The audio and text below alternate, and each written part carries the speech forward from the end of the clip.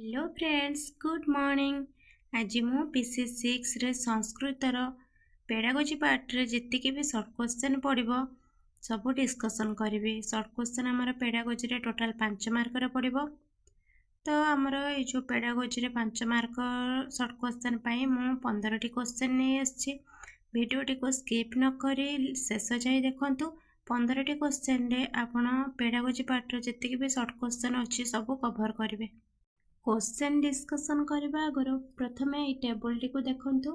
भारतीय भाषा परिवार या भितरे हमरो ईरानी, ट्यूटानिक, प्राचीन, आधुनिक फरासी, जर्मनी, हमरो ग्रीक, इंग्राजी, इटालिक ए सब भाषा अछि। तापरे आ गोटे टेबल अछि। ए टेबल टी को भलो से लक्ष्य करंतु। एटा होछि भारतीय भाषा वर्ग। ए जो भारतीय भाषा हमरो दुई भाग रे विभक्त। गोटे अच्छी आर्य भाषा आ गोटे द्राविड़ भाषा।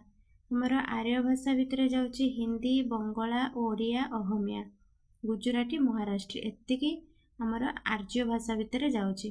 द्राविड़ भाषा भितर जाउची तेलुगु भाषा, तमिल, कन्नड़, मलयालम। बस ए टेबल दिटा को लक्ष्य करंतु।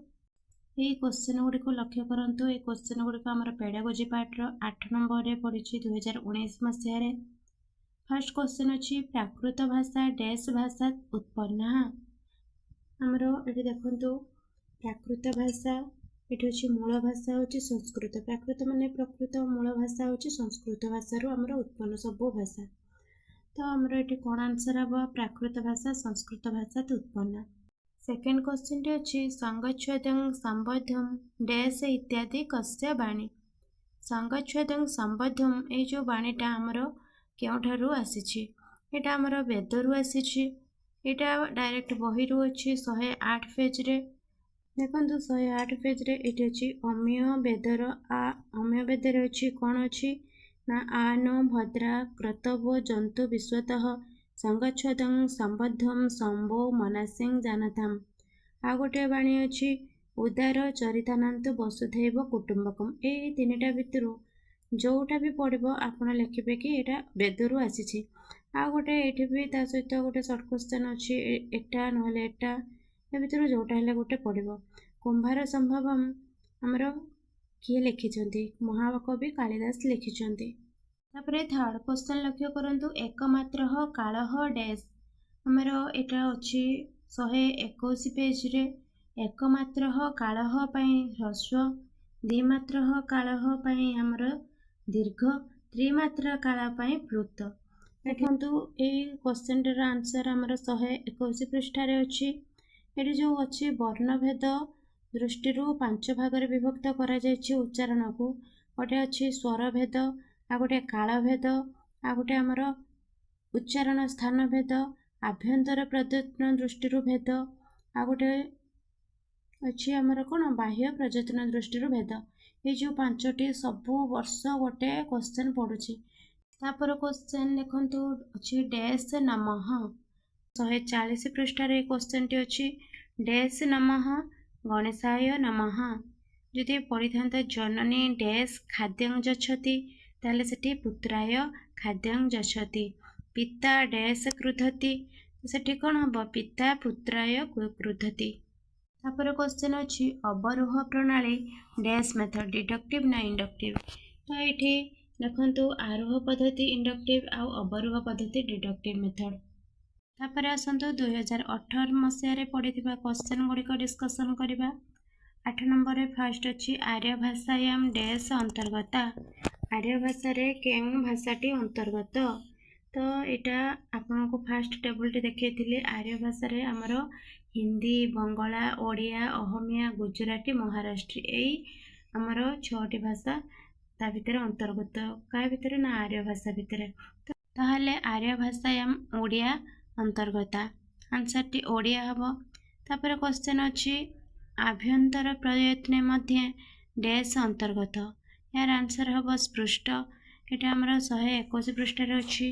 या पूर्वरु देखैथिले आपण जाय के देखि परिबे। तापर अछि डैश लय युक्त पठनं भवति।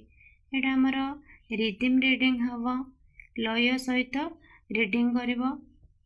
ताल लय सहित रीडिंग करबा को हमें रिदम रीडिंग कहबा।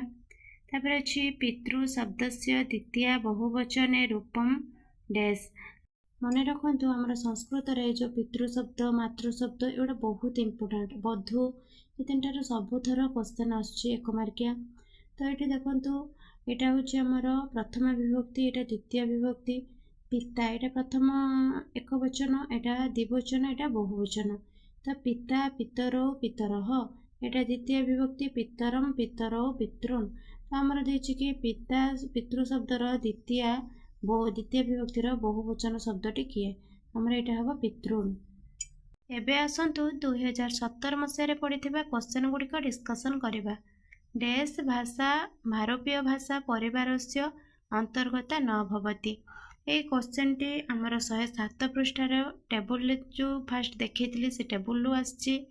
तो ये हम चीनी भाषा भारतीय भाषा परिवारस्य अंतर्गता न भवति। तापर अच्छी ओडिशायां डैश वर्षे 6ठ श्रेण्यां संस्कृत शिक्षा प्रचलिता। आमर ओडिशा रे केबे 6ठ श्रेणी संस्कृत भाषा प्रचलन करा जाइथिला। आमर यहाँ 109 पृष्ठार अच्छी आपड़ जाके अंडरलाइन करदेवे बही रे। तो यहाँ हम 2010 मसीह। तापर अच्छी एक मात्रा कालह डैश। ये क्वेश्चन टी आगु पढ़ी आपन को हाइलाइट करके देखी कि 121 पेज रे अच्छी। तापर अच्छी डैश मौखिक पठन भवति। यहाँ आमर ओराल रिडिंग हम ओराल रिडिंग टाक आम मौखिक पठन बोली कहती। तापर अच्छी प्रत्यक्ष पद्धति डैश। प्रत्यक्ष पद्धति आमर डायरेक्ट मेथड। तो ये आमर सब सर्ट क्वेश्चन डिस्कसन सरीगला। आशा करुँची भिडियोटी आपण मानक भल लगी। जदि भल लगी थाए ताहले गोटे लाइक करंतु, कमेंट करंतु, शेयर करंतु। जदि चैनल रे नुआ अछंती ताहले सब्सक्राइब करंतु। रहिली जय जगन्नाथ।